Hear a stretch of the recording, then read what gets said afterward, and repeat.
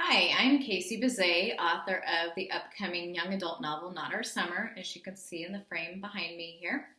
It releases on May 11th in a little bit more than 2 months, so I'm very excited about that. What I'm here to do today, though, is to give you my top 5 tips when it comes to querying, because that is something I am very familiar with. I was in the querying trenches for approximately 4.5 years with 4 different novels, so I'd like to just share some of what I learned in hopes of helping you on your journey as far as querying and your path to publication. So here we go. Tip number 1. My first tip is something that I learned the hard way, and that is to make sure that your manuscript is as ready as it can possibly be before you ever hit send on a query. This is something I simply just didn't know because I was a new writer, but the very first time I sent a query, I actually wasn't finished with the manuscript. Somebody had told me such and such agent is looking for a book that has, with horses, and your book has horses, so you should query her. So I thought, ooh, I'm going to do that. And so I sent a query to this agent, and the funny thing is that it took 3 or 4 months for her to respond, but she did ask for the full manuscript when she did respond to me. Luckily, that 3 or 4 months had gone by and I did have a completed manuscript by then. But had she requested, a week later after I sent the query, I wouldn't have had a complete manuscript to send, so that would have been embarrassing. So my first tip is make sure that your manuscript is as ready as it can possibly be. Now, that means not only just having a completed manuscript, but also having a polished manuscript. Those are 2 different things, as probably a lot of you already know. But make sure that you use beta readers and maybe a critique partner or 2 to help you get your manuscript in as good a shape as possible. Hopefully they'll give you some feedback that can help you make some improvements. So, tip 1, don't query until you're absolutely ready to query. Agents don't want book ideas in most cases. They want a completed, polished manuscript. Okay, tip 2 is to, whenever you are researching or whenever you're making a list of agents to query, make sure that you research them thoroughly. Don't just add a bunch of agents to a list and start sending queries. Make sure you know who they are, what they represent, what kind of books they represent. Make sure it's, your genre specifically, because you certainly don't want to waste their time or your own time by querying an agent that only represents adult science fiction and you write middle grade contemporary. So make sure you know what they represent. Make sure that they are a person that you want to work with. Now, it's, you obviously can't find out everything about an agent from the internet, but you can find interviews. You can read their bio on the agency website. You can, if you join querychecker.com, you can see a list of their clients. That might be the premium membership, but the free membership, has a lot of options too. So learn as much as you can about them. Make sure that's somebody you want to work with. There are some, bad agents, some agents that you probably wouldn't want to work with out there. So don't just assume, oh, if it's a literary agent, it's somebody I want to work with, because that's not necessarily true. So do your homework, do your research.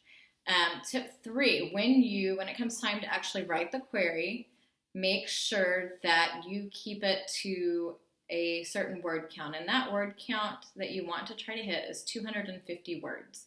And I'm talking about the main portion of the query, not your bio, so not counting the information about yourself. So the information about your book, which is usually about 3 paragraphs, try to keep that to around 250 to no more than 300 words if it's a longer book, or if it's like a science fiction with a very with a lot of world building, a unique setting, you might go as high as 300 words. But try to keep things short and succinct so that you're going to hold an agent's interest, especially when they're reading, maybe dozens of queries a day. You want something that is going to hold their attention and not lose them. So that is tip 3. Tip 4 is, when you are querying, to use the hashtag on Twitter, mswl, which stands for Manuscript Wishlist. There is also a website called Manuscript Wishlist, which I'll talk about here in a second as well. But the hashtag MSWL on Twitter, if you type that into the search box, that will bring up tweets, hopefully only from agents and editors who are looking for specific things in the books that they want to represent. So they might say, I'm looking for a heartfelt, contemporary family story. Or they might say, I'm looking for science fiction that has dragons in it. So you can actually narrow down that search by typing in the hashtag MSWL and then typing in a certain keyword that you want to find. Like for me, when I was first writing, I had a horse book. I would type in horses. So any agent that wanted a book about horses would come up under MSWL. So that's a very good tool to use. Hopefully you're on Twitter. If not, get a Twitter account just for that, if nothing else.